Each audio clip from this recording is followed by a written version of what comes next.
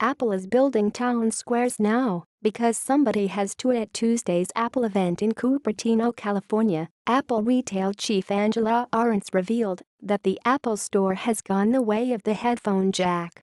"We actually don't call them stores anymore," she said. "We call them town squares because they're gathering places for the 500 million people who visit us every year. Places where everyone's welcome and where all of Apple comes together."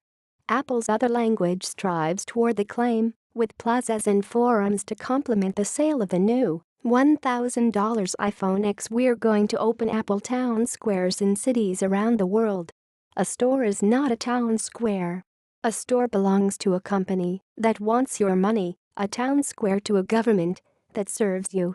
But the idea is of a piece with retail trends and has long been evident in Apple's preference for doing business in grand, pseudo-public spaces: an old post office, a train station. In May, as the company honed its plans to restore Washington, D.C.'s Carnegie Library, The Washington Post's Jonathan O'Connell described some of the proposed changes. Where the Carnegie Library once housed the city's book collection, Apple plans a Genius Grove, a tree-lined sales floor, where company reps will demonstrate how to maximize Apple products for music, photography or other passions. What long ago were reading rooms would become places to browse and sample Apple products. It is in some ways a fitting succession. The tycoons of America's second Gilded Age inherit the intellectual and civic spaces of its first.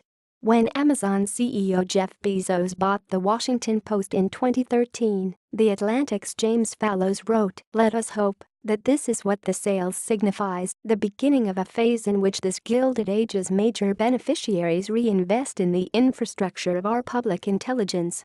But there is a difference between undertaking that role with corporate profit and doing so for corporate profit. Apple's town squares and Google's citywide internet should not be mistaken for philanthropic ventures.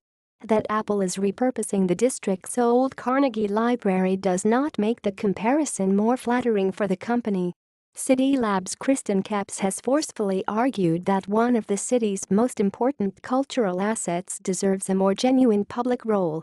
And, he adds, Apple's aspiration towards public interest placemaking, like Amazon's, also make it a better candidate for tax breaks. At the same time, it is true that companies increasingly provide the functions abandoned by the retreating public sphere. Long before Apple, malls claimed to be the new town squares and have tried to develop cultural functions to differentiate themselves in a declining retail landscape. As public libraries cut hours or closed entirely, McDonald's provided a clean, safe space for kids to do their homework. As understaffed public bathrooms deteriorated and closed, Starbucks became the de facto place to go in many cities. As the dream of a free public education recedes, Apple teaches people how to do stuff for free.